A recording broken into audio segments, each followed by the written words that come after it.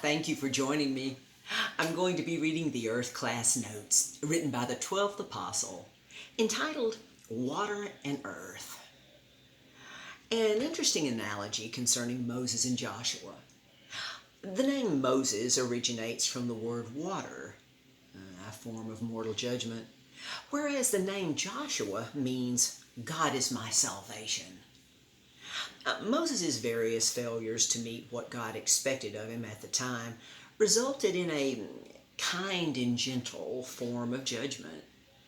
His not being allowed to cross over into the promised land. Moses' pupil, Joshua, observed and obeyed Moses, even being one of the two spies who crossed over into the land who returned to Moses, bringing a good report, telling Moses they should cross over into the land as God would protect them.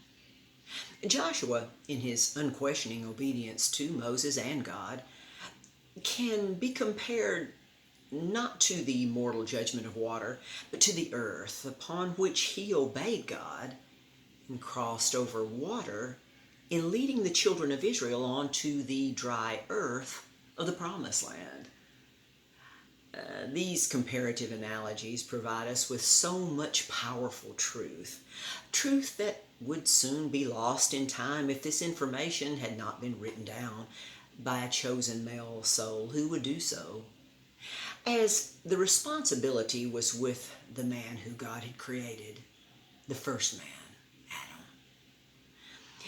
If this vital truth had not been recorded in written words, it would have been lost forever, as spoken words are soon forgotten. Baby Moses was a rare albino that was drawn from the water of the river in Egypt by King Pharaoh's daughter.